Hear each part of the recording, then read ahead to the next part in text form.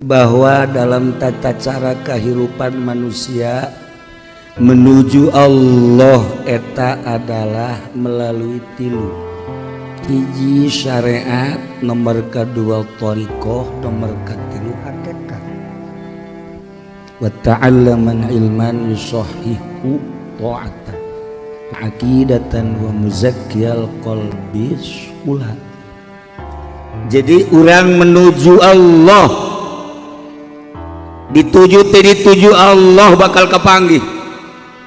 Ngan kapanggihna aya anu ditetepkeun di tempat anu indah, aya anu ditetepkeun di tempat anu hiji deui.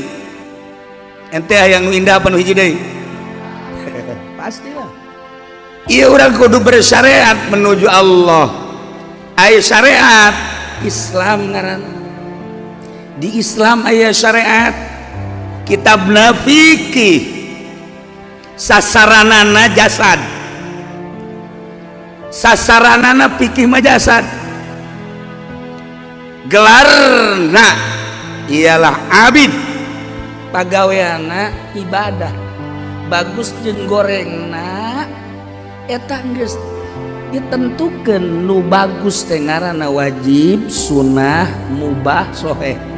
Lamun nu jorekna di ngaranan haram, makruh, batal. Lanjut urang kana iman eta iman.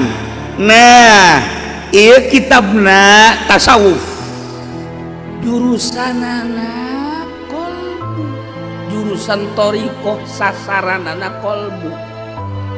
Gelarna engke ngaranna zahid, pagaweanana ubudiyah.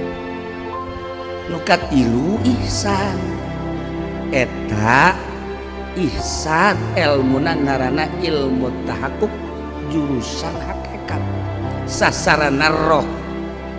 Gelarna engke ngaranna arif billah, pagaweana ubudah.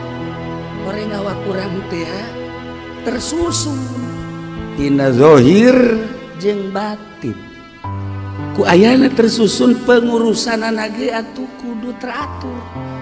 Pengurusan zahir fikih, pengurusan batin akidah, pengurusan nu leuwih batin deui ialah tasawuf. Geus engke urang aya Islam, aya iman, aya ihsan. Lamun jelema kakarak ibadah dina Islam doang capek, ibadah teh capek lantaran teu make hate.